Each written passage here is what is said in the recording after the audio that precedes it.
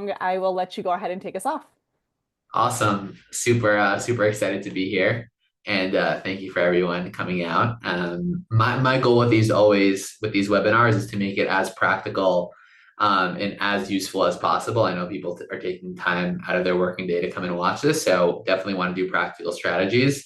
And my offer also is I'm available to anyone who wants to reach out after. If they want to find me on LinkedIn, send me a message.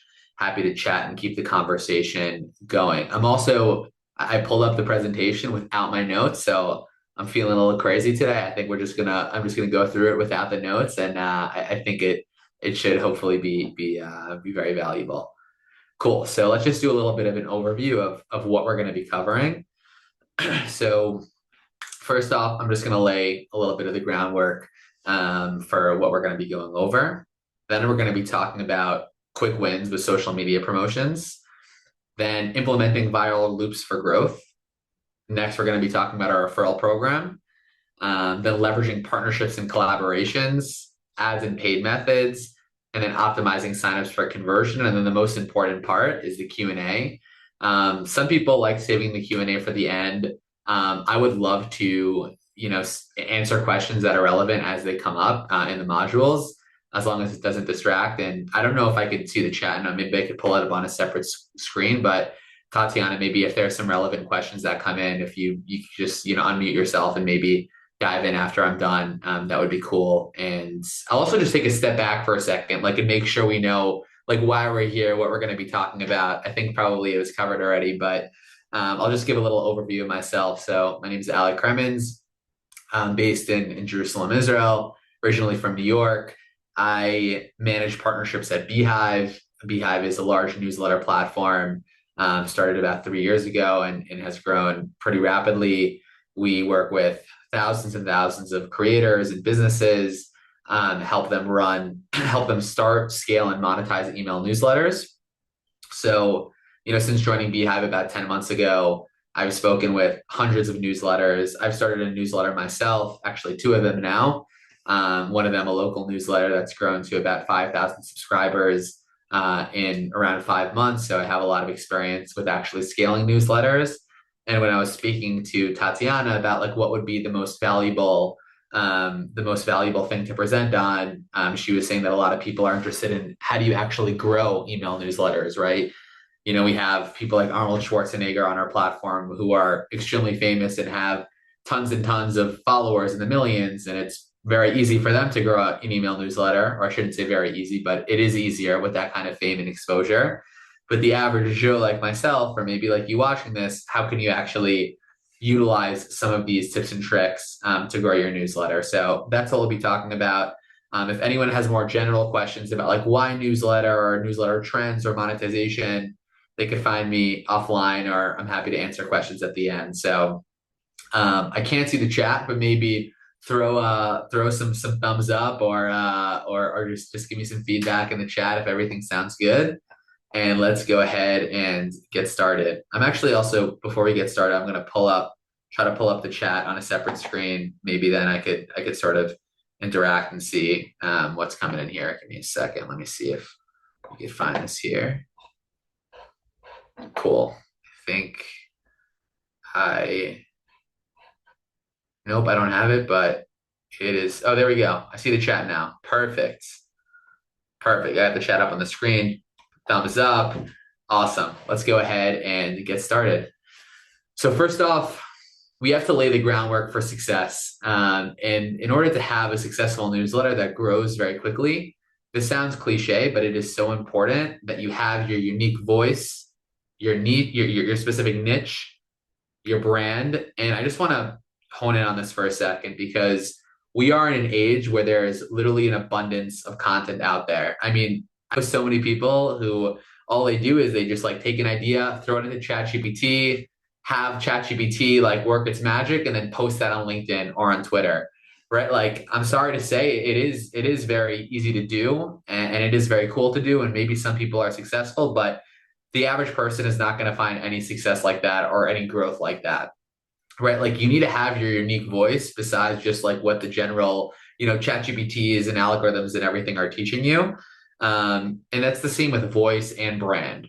right? So I would really hone in and focus on that. And then also with your newsletter, you don't want it to be a mystery what people are signing up for. We're going to talk about this a little bit later, but so many times people come to me and they're like, I have this newsletter and it's not growing at all. And I look at the landing page for the newsletter, I look at the title of the newsletter, and I look at the actual headline of the newsletter, and I have no idea what it's about, what I'm going to be getting. You want it to be so clear in terms of the value that you're providing. And we'll talk about that a little bit later. Next is you want to be publishing consistently. When you have a newsletter, you want to publish on a certain cadence that you're going to establish that's consistent. People are often like, Alec, how often should I publish my newsletter? The simple answer is you should publish it for as long, like you want to make sure that you're staying very consistent. With that, I would highly encourage not to publish more consistently than once a week. I would say like once a week max when you're first starting out. Of course, once you have some momentum, maybe you have some money from sponsorships coming in, then you could change the frequency to maybe, twice a week. Obviously, very successful newsletters that sell a lot of ad space might do every day. But I would start with once a week, maybe even bi-weekly. And also another thing here, just to keep in mind. I hope everyone's taking notes, by the way, because I'm just trying to drop all the little pieces of knowledge that I've seen. Is the most successful newsletters. It's not a mystery when they're going to be releasing all of their newsletters. It's already in the mind of whoever's reading it, right? So like Morning Brew, I forget exactly when they publish, but people know, Monday through Friday at 6 a.m., it's going to be in their mailbox to create a routine. I have a friend, I think it's actually brilliant. He has a newsletter he started, I think it's called Marketing After Midnight, and he publishes at like 12:01 a.m. So like a minute after midnight. I'm not sure how many people are on their emails, but I do think it is a really cool idea. So you want to be publishing consistently. And the last thing you want to be doing is collecting feedback from your best subscribers. This is something you constantly want to be doing. You want to actually work on building a relationship with your subscribers. You don't want it to just be one-way communication. You want it to be two ways. And I think that is very, very important to keep it sort of a conversation. So at the end of your newsletters, especially in like the welcome emails that you send off when someone first subscribes, make sure you ask people for feedback, to introduce themselves, why they subscribe to your newsletter. Also using Beehive, we have different tools that you can use as well, like polls, um, things like that, surveys, so you can really collect some data and collect feedback. So I'll pause there. That was sort of on laying the groundwork for success. I'm gonna see in the chat here if we have some questions. It's cool seeing everyone coming in here. I see JJ from Westchester County. I actually was born and raised in New Rochelle, so shout out Westchester County. I see a question here from Harold. He says, "Where do you find content for publishing weekly?" That's like an impossible question almost for me to answer. It depends entirely on what your newsletter, what your topic is, right? I'll give you the example for my two newsletters and how I find content. One of the newsletters that I have is called JLM Scoop. People could check it out. It's a newsletter, which basically it's meant for people that live in or around Jerusalem. And we have the best activities, like the best events, maybe the best restaurants, hidden gems, things that are happening in the Jerusalem area for that week. So how I get that content is I look at different platforms like Eventbrite, maybe Facebook events, WhatsApp groups, and I'm just like collecting all of that, all those events together. The other newsletter, which I just started actually with a partner, is called Global Paycheck. And what Global Paycheck is it's basically a weekly newsletter, or we're starting it bi-weekly, like I mentioned, published consistently, where we're sending out six-figure remote jobs in an email. So how I collect that, I'm still working on getting that all together, but like looking at job boards, LinkedIn posts, things like that. So that are some of the ways where you can collect data together. But it obviously depends on like if what your industry is. Maybe if you're talking about finance, you want to be looking at the news, things like that. What's that newsletter again? I think we see here. I'll throw it in the chat if people want to check it out so they could see an example. I'm pretty sure that's the website. Let me know. Hopefully it works, globalpaycheck.com. Cool. Let's go to the next section, which is very exciting. Social media quick wins.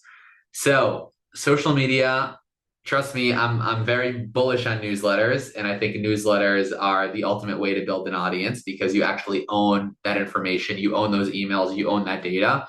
Versus social media, sometimes it could feel like you're building on quicksand.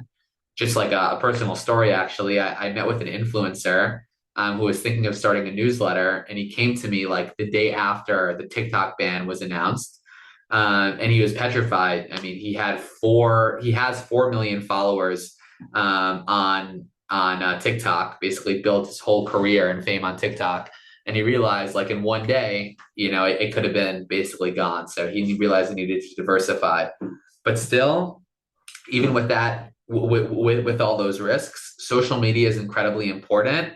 That's where you're going to be building your top of funnel, and that's where the algorithms obviously work and can play, and they could show your content to people who don't know you yet.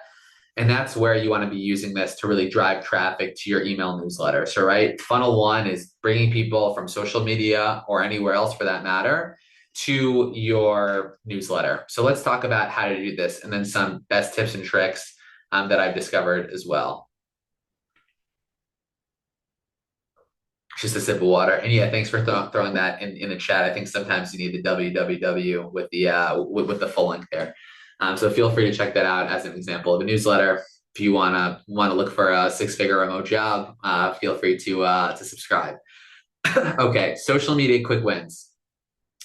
You want to be understanding exactly where your audience spends their attention, right? So for some people, I would say, LinkedIn is the best. Some people, Facebook is the best. What I would say is pick two of these platforms that you want to focus on and go hard in them and not the other ones, right? So like for me, I am, trying to speak to a lot of creators, but I'm also speaking to a lot of people like a little bit more business minded, and not saying that some of these platforms don't, but I also prefer sort of text posts as opposed to video, which is why I'm focused a lot on LinkedIn and X, these two middle ones over here.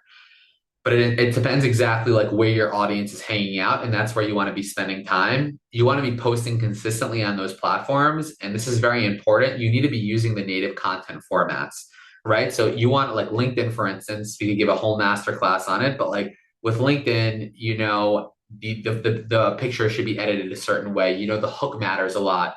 You don't want to just be taking the same post on LinkedIn and throwing it on these other platforms. You want to be focusing on that. Leveraging popular trends is very important as well. And then what I like to see here, and this is a little pro tip, is including call to action. So let's say you, like me, like I have a newsletter, right, where like Global Paycheck, for instance, right, that I just mentioned. I send out the best six-figure remote jobs. So what I'll do, and what I did actually yesterday, if you go to my LinkedIn, you could actually see this firsthand. Um, and I could throw my LinkedIn in the chat. It's just my name, Alec Cremens. If you go to the post, you'll see I posted maybe 15 remote jobs, six-figure remote jobs. And then at the end of that, I had in the comment section and not in the actual post, because you don't want to link in the post because that'll hurt your traffic. In the comment section, I basically gave a CTA and said, hey, if you like this list, feel free to check out my newsletter. And that drove, I mean, organically, I think I'm at 200 subscribers now, maybe more at the end of this webinar. And I haven't paid at all for ads. And that was just from one LinkedIn post. So it does really work. And one other cool thing is you might want to tease your content on socials. So you might want to post like 4 or 5 jobs on LinkedIn and then say, hey, I did a full list of 15. Subscribe to my newsletter to see it, right? And then you're really pushing people to move over from LinkedIn or one of your social platforms to the email newsletter. The last thing I'll say here is contests and giveaways. That could be really cool as well. I see a lot of people run giveaways, especially using a lead magnet. So you can use some sort of lead magnet to bring people from social media to your email newsletter. Like say, for instance, I'll just stick with this example here of the jobs. You could say, hey, I have a database of like the 10 best job board platforms. Subscribe to my newsletter and I'll send it over to you. So that's another example there. I just know I ran through a lot over there because this is like a pretty important section with social media. I'm happy to pause there. I'll take a look at the chat and I'll answer some questions here. I see one from Rachel. Why does including a link in your post hurt your traffic? Basically, if you think about the way these social media posts are actually built, like they make money when you spend time on the platform. So LinkedIn doesn't really want you to send traffic away from LinkedIn. So that's why, I mean, they say, I don't know if there's proof for this, but I've seen it, where if you have links and you try to send people away from the platform, that might punish you. Um, let's see some other things here. Kim says, is it safe to use TikTok? What happens if it does go away?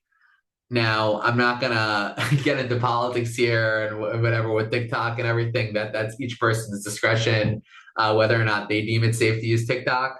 However, you are running a risk with TikTok just in terms of building an audience or any social media platform. You don't know if the algorithm might change, if something might get banned. Think about what would happen if you built a massive following on Vine or on MySpace, and now it's virtually nothing. So that's sort of the some of the risks there. Um, what do I think about Substack? That is a great question. Substack, is a competitor to Beehive. I'll tell you an analogy that I heard that I think is very, very true. I think Beehive, and we could get into this more, but I think Beehive is very similar to like a Shopify versus Substack, very similar to an Amazon. What do I mean by that? On Amazon, if you're selling something on Amazon, you basically have this organic growth by being on Amazon. However, you're limited to like their features. You can't make your brand stand out or look a certain way. You have to follow their templates versus on Shopify or like using Beehive, you could fully customize your website, you could customize your newsletter. So I think that's a big difference there. Um, okay, question in the Q&A section from Olga. What is your advice for newsletter templates that are offered by platforms like Wix? It is a good question. I'm not super familiar with the the newsletter templates by Wix or any of the website builders.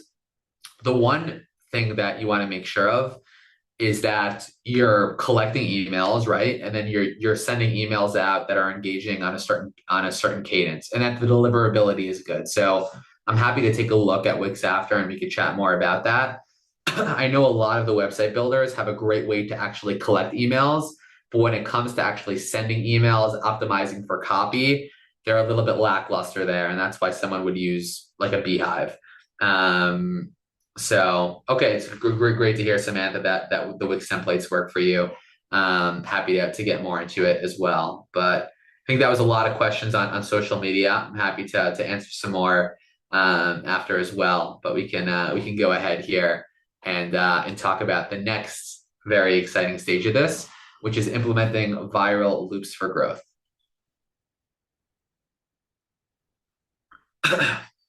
So, what exactly is a viral loop? A viral loop is basically you get someone to do one action, and by them doing one action, they are going to be doing more actions, right? So it's like, let's say I get someone to subscribe to my newsletter, and from he or she subscribing to the newsletter, they will go ahead and refer some other people to the newsletter or buy my course or something. It's basically starting this loop where they do one action, and I have multiple actions in place that are going to continue, right? Either for scale, to grow my newsletter, like our referral program, which I'll get into, or for monetization. So this is super important, and you should be thinking about this from the very start when you're designing effective user journeys.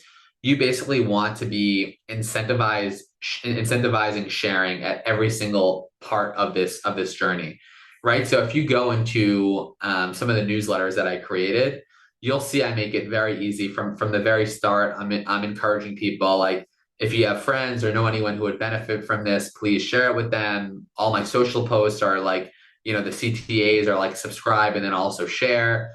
And you want to make it just extremely easy for this thing to go viral and to grow. That's actually one of the reasons why I wanted to create a newsletter on remote jobs, specifically six-figure remote jobs, because I saw a bunch of LinkedIn posts going super viral in this area. And I knew that I would have good distribution and be able to sort of get this viral loop going. So that was sort of one of the reasons why I picked that. But now let's talk about the best form of a viral loop, which is a referral program. I'll also just back up for a second because I saw a question which was asked in the chat. What is Beehive? Beehive is a newsletter platform that I work at. It's a startup. We've grown pretty considerably the past 3 years. We are started by some of the early employees at Morning Brew, which is a newsletter that sold for many millions of dollars, I believe, to Business Insider. And one of the big things that we implemented, that the team implemented at Morning Brew, which allowed it to grow so quickly, was the referral program. And that's actually part of what we offer at Beehive in our whole suite of tools. And I'm going to talk about how to set up a referral program and how it could be a major win and probably the best example of a viral loop. So the first step is designing your program. And like, what is a referral program? Basically, what it is it's a way to incentivize people to refer your newsletter and to get your newsletter more subscribers through their friends, family, anyone that they know. So on the right here is an example of actually our CEO. His name's Tyler. He has a newsletter called Big Desk Energy. It has about 80,000 subscribers. And what this newsletter, one of the referrals that he offers is he sells merch, like different merchandise that you can get with like the branding on it. So for every referral, if you get one referral, you can get 25% off everything in the store. Now let's talk about actually designing the program. When you design a referral program, I highly recommend you have 3 different tiers to start off: tier 1, tier 2, tier 3.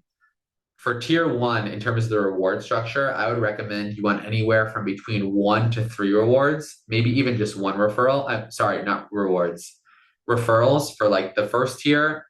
Like for the first tier for the referral program, I would recommend keeping it at between 1 to 3 referrals, maybe even one.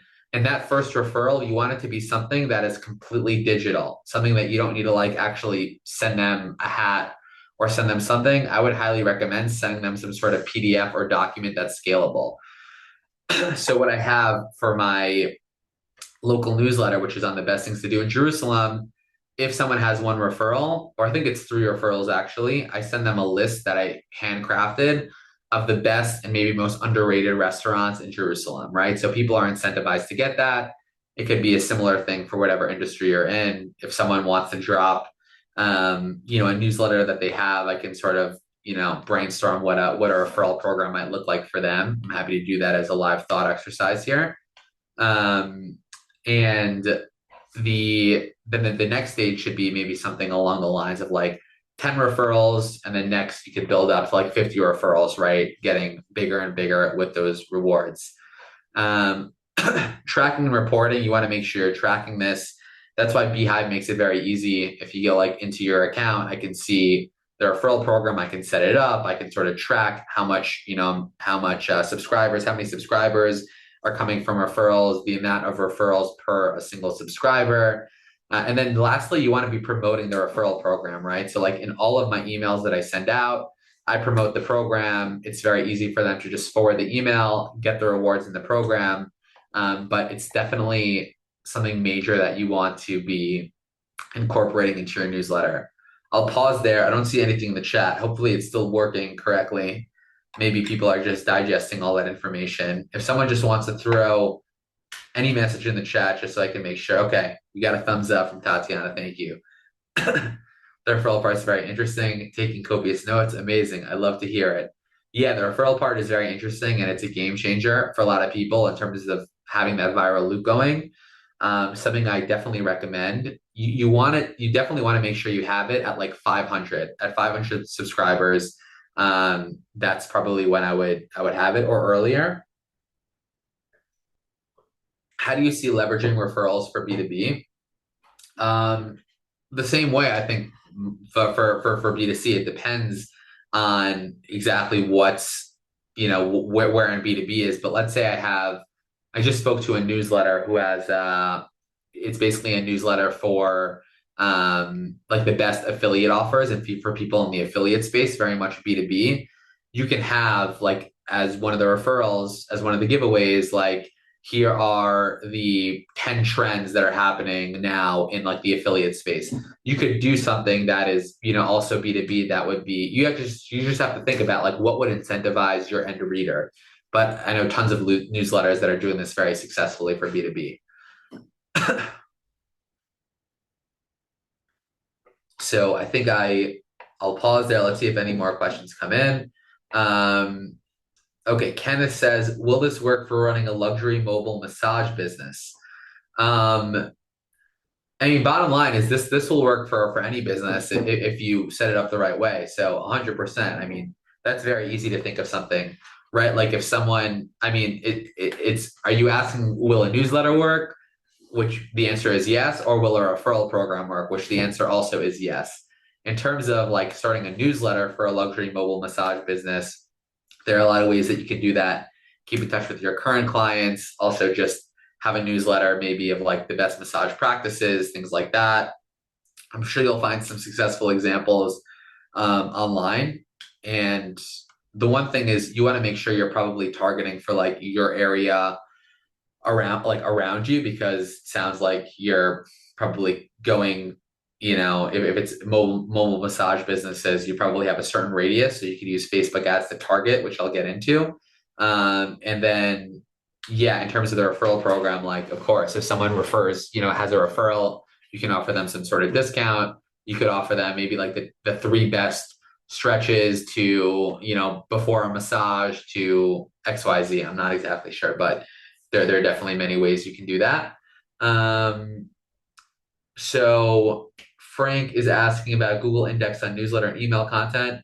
How does newsletter help SEO to organically get visitors to my site? So that's the good thing about Beehive. Like all of our newsletters and all the emails that are sent out are also posts on a blog optimized for SEO. So I'm not an SEO expert. I can't get into the details, but what I do know is that the newsletters that are SEO optimized, which, Beehive makes it that way, it is, it really boosts SEO and gets more visitors on the site as well. And then that's just the SEO component. Of course, you can use your newsletter to drive people constantly back to your website. Eric asks, for service-based businesses like financial services, what incentives have you seen work for referral programs? Great question. And I've seen a lot of things work. Some of the things that I've seen work is I think it's easier if there's no product, frankly, because like that first referral especially should be something that's digital. So like for financial services, what incentives have you seen work? You have to think about, okay, what does the end reader of the newsletter care about? In this case, they care about financial services. They care about making money. Maybe you want to send them like for every referral, like for one referral, you send them, the top 10 stocks to take a look at for 2025, or you send them some sort of tool to see if it's a bear market or a bull market, or, there's basically, you have to think about what kind of information are people signing up to your newsletter for, and how could I create something that's easy, simple, scalable to send out. I see a few other questions here from Frank about segmentation. I want to keep going here, and then Frank, if you don't, if you remember, and just want to bring it up again, I'll make sure to tackle that because I want to keep it on referrals over here. Okay, let me have a sip of water. This is fun. I like this. I love getting tackled questions. And Tatiana, maybe also if you want to throw in my LinkedIn profile in the chat, people can feel free to connect with me, and we can keep the conversation going there as well if there are any questions that I don't get to. Cool. Let's talk about another very fun area, which is leveraging partnerships and collaborations. So what you want to be doing here, very simply, is you want to identify potential partners, right? We do a lot of this at Beehive, and it's called cross posting or guest posting. You want to bring people on and collaborate with people where maybe they'll post on your social something, you'll post on theirs. Same with email newsletters. There's a mutual benefit, right? So there's in joint content creation, and the key is shared audiences, right? You both want to be getting in front of net new audiences, and you want to be sharing those audiences together. So let's talk about an example of that I've seen work really well. I see like someone who maybe they have a financial services newsletter, like we brought up here. Maybe they focus on stocks in the US, and someone else might have like a crypto newsletter, which obviously isn't exactly stocks, but is similar. Maybe they'll both want to do some sort of collaboration where the stock person will post in the crypto newsletter and vice versa. That's getting them in front of shared audiences, and that's a really good way to also grow. It's something that I've done before in the past. This also could be used with social. So basically, the big thing you want to be doing here is make sure that there's some mutual benefit. You're both getting in front of you're both getting in front of new audiences. So and we also have this recommendations engine as well, where basically we have something called Beehive Boosts, where when you subscribe to a newsletter, like we have here, the Beehive blog, it also recommends other newsletters to check out and subscribe to as well. So that's a good way to see what other newsletters could be a good potential partner.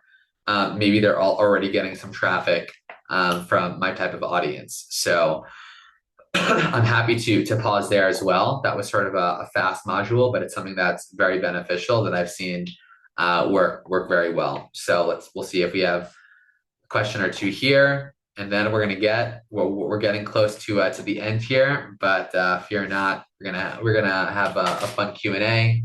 Already having a lot of fun here.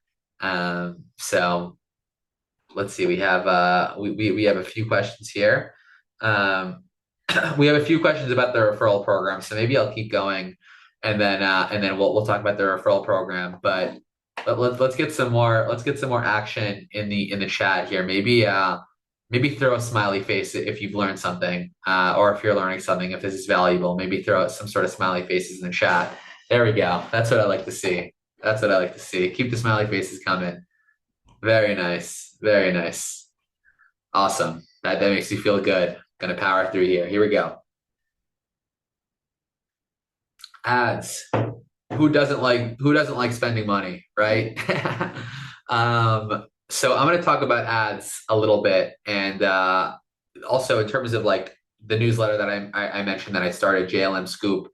I 5 months ago had zero experience ever running Facebook ads.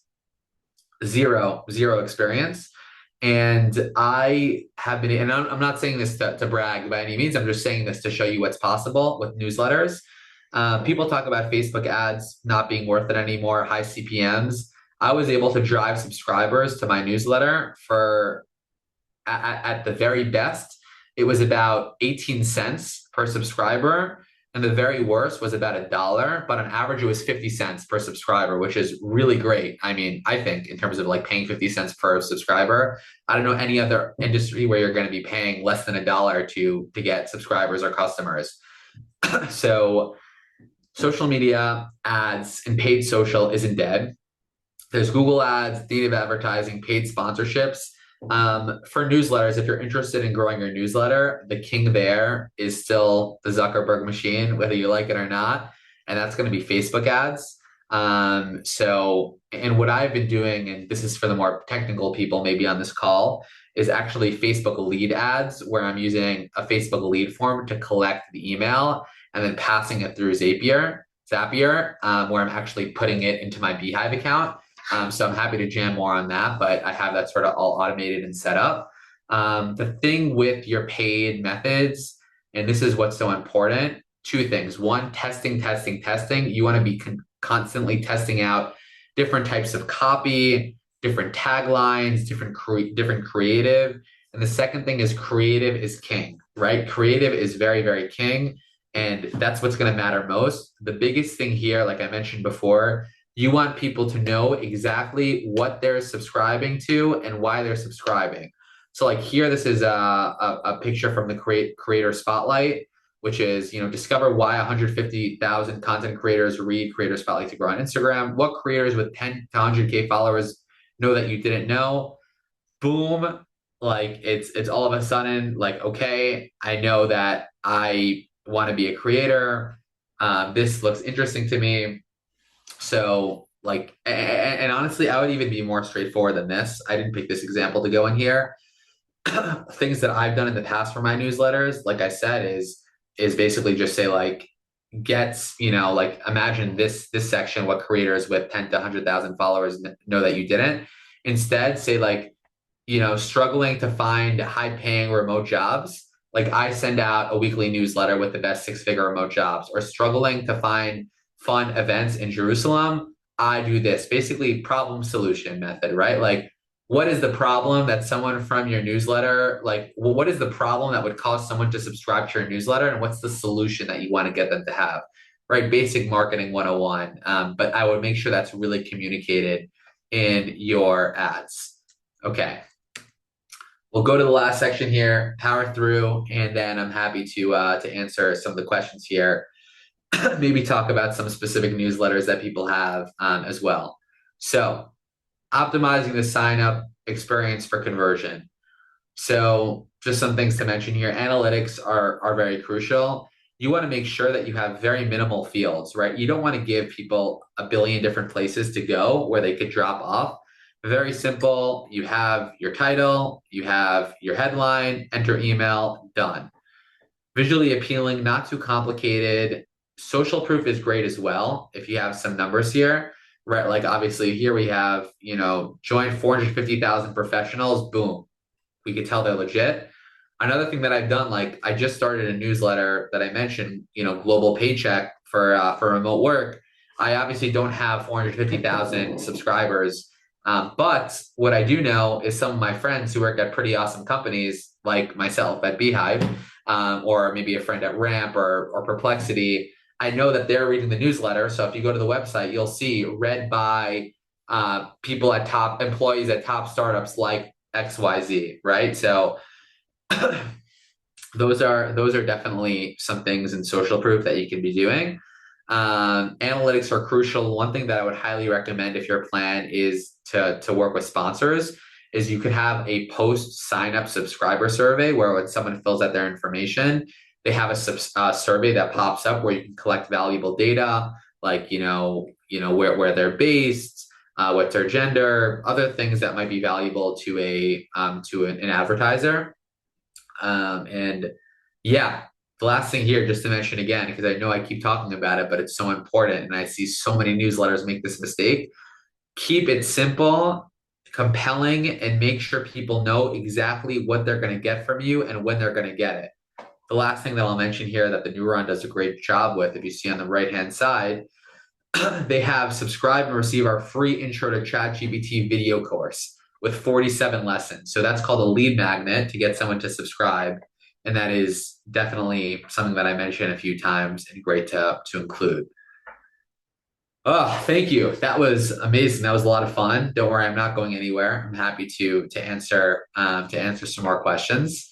But first, I just want to mention that Tatiana and the team was able to hook you guys up with a pretty awesome discount to Beehive. It's 20% off for the first 3 months and a full month free trial. And I'll throw on something else, another special. Anyone who is interested in Beehive and gets a paid Beehive account, I'm happy to do like a 20-minute free consultation, getting you set up, maybe some brainstorming as well. So just let me know on LinkedIn if anyone takes advantage of that. And Tatiana, if you're able to pull this link as well, and maybe throw this down in the actual presentation, that would be great. Perfect. I don't think it linked there, but maybe we could try it again, and then let's see if that works. Yeah, weird. I don't know why it's linking, but basically, if you copy that link in, you should be able to see that special offer. Let's go ahead and answer some questions. Okay. Tatiana, do you want to maybe pick some questions from here, or do you want me to go in and pick some questions? It would be good if we could see like what's a question if people could vote on questions, but I think we probably don't have the Q&A box in here. I just want to make sure I'm tackling what questions that a lot of people are facing. Perfect. Yeah, I'm going to go up really quick. There was one. Do you have any recommendations on tools to write content? Yeah, it's a great question. Tools to write content. I use a lot of AI, but I don't use AI for the actual ideation. I sort of ideate on my own and then use AI. All the classic tools I use, ChatGPT, Perplexity. Haven't used Claude as much, but those are all tools that I definitely would recommend.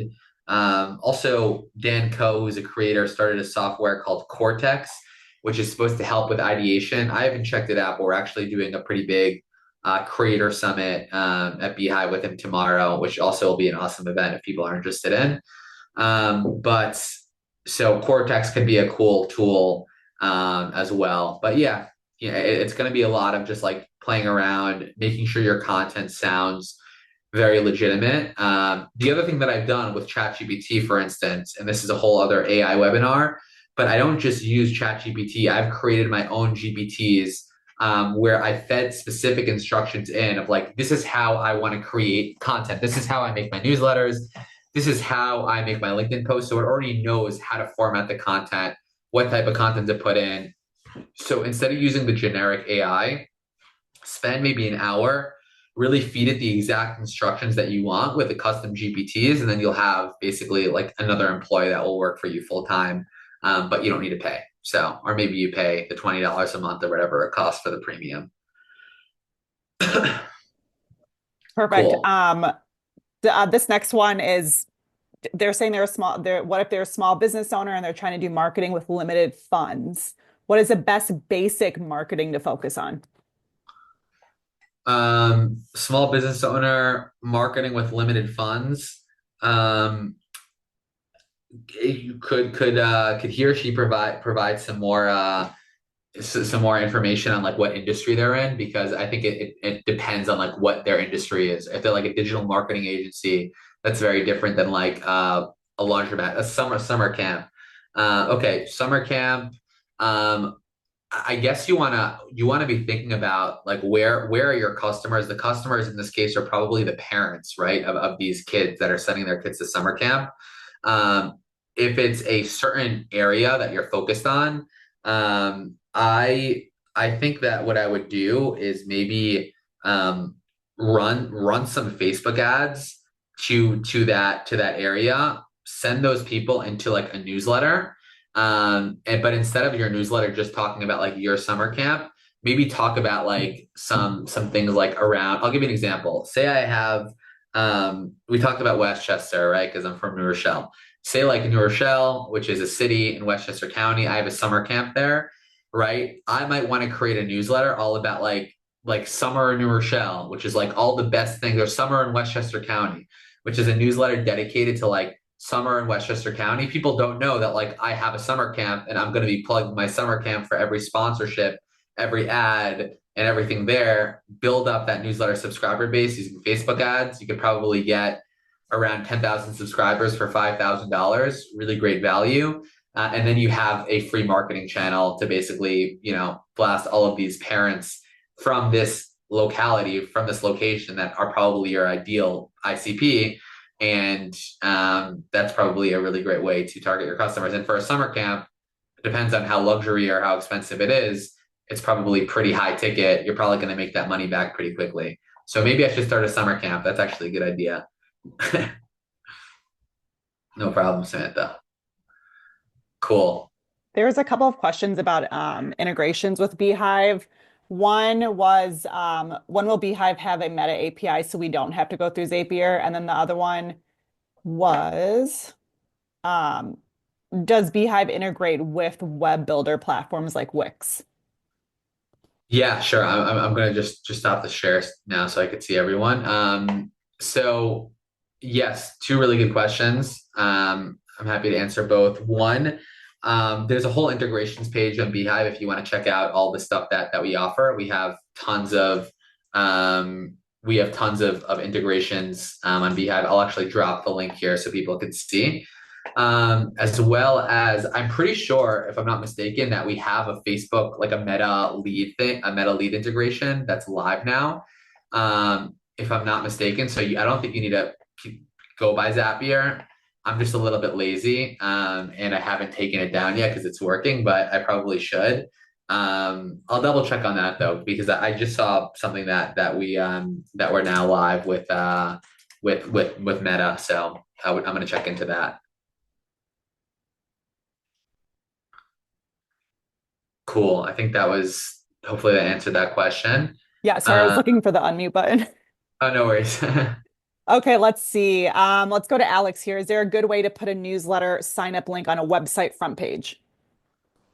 um, yeah, I mean there's tons. I think the best thing to do, and it's like really annoying, but everyone's succeeding with it, is to have just like a pop-up that like pops up. You wanna it depends again what the business is looking for. You see this all the time with ecom, like when you're shopping. Like when I bought the sweater from the Gap, I go to gap.com, boom, like do you want 15% off on your order? If so, enter your email. And then they hook you into the email list, right? So like you want to be offering something similar to that. If you're not selling clothing or a physical product, then you want to offer some sort of lead magnet. So if you're an AI agency, if someone, put in your email to get our list of 10 amazing ChatGPT prompts. So that's the most classic example I've seen people use is sort of a pop-up, or they use Beehive, and Beehive is a complete no-code website builder that's optimized on mobile and desktop, fully focused on newsletters. So like that is going to be your best place to definitely build a newsletter audience. Awesome. And then the last question from Aaron here. Oh my God, this now they're popping up. Okay, let's see. Aaron, have you used Zapier for LinkedIn? Wait, I don't understand the question. Um, Yeah, I'm not sure I understand. I understand. Oh, have you used the Zapier for a LinkedIn Beehive? I'll click this link here. I haven't used it, so I'm not exactly sure. Um, yes, I can't really speak to it, but I know we do have a lot of integrations here. Perfect. And then Olga wants to know, are you monetizing your email list? Are you monetizing your email list? Me personally, I am the JLM scoop. I'm like at the stage now where I'm starting to try to monetize it. I've spoken with a few different sponsors. I really wanted to like focus on building something very valuable before I use like sponsorships and ads, because I know like what I'm building is very valuable. So I haven't monetized it yet, but I'm close to, I would say. And the global paycheck I just started, so haven't monetized that one yet. Cool. Maybe we'll do like one or two more final questions here. Perfect. I mean, the next question that popped up was, do you offer disclaimers? Do you offer disclaimers? I don't fully understand the question. We do have like a privacy policy page, and like we make it easy for people to unsubscribe. We don't like spam people. So, I mean, we have like our whole sort of like privacy policy. In terms of disclaimers, not exactly sure what you mean by that. If you want to elaborate, I could try to tackle that. But we do have sort of like privacy policies on built into all of our newsletters and everything. She's talking about disclaimers if you plan to sell the list. Um, I still don't fully understand. Oh, disclaimers if we plan to sell, got it. Um, if you like plan to sell the list to like data, like people in data or whatever, I'm not sure. I think like that's an area that I stay away from because it's like pretty sketchy. I'm not like interested in like if someone signs up for one of my newsletters, I'm not just going to go and like sell that to some data provider. Um, for marketing, um, yes, I mean, I guess so. Anytime you subscribe to something, like there's basically something that says like, you know, we check this box if we're gonna send like if you agree to us send you like marketing materials and things like that. I think that's pretty standard depending on your industry. Um, and cool, yeah, no problem, Olga. Um, awesome. Well, this was super fun. And I so appreciate it. I'm gonna drop one more time, and if people have other like additional questions, like hit me up on LinkedIn. I'm always happy to chat there. If I wasn't able to cover something here. Perfect. I will say that we actually have four newsletters on on Beehive. So I love it. I um, love it. clearly we like it enough to have four. No I love issues it. with it. So if anyone has any questions, Alec dropped his LinkedIn there. You can always connect with me or shoot me an email, and I'm also happy to connect you with Alec as well. I changed that link for that Beehive to a bit.ly link. It just Cool. kind of worked better that way. So if you guys want to check out Perfect. Beehive, I know what is it, 20% discount or 20% for something? the first 3 months and also a free trial for the first month. Perfect. So use that link to get the perks of being on this webinar today. Alec, I thank you so much for being here. Everyone had some great questions. I was actually shocked that there were so many. Yeah, it was Um, amazing engagement. It was awesome. awesome. Well, thank you everyone for spending your afternoon with us. And if you have any questions, let us know. But otherwise, we'll see you all on the next webinar. Awesome. Thanks everybody. Thanks, Bye, Tatiana. Alec. Thank you. Bye bye.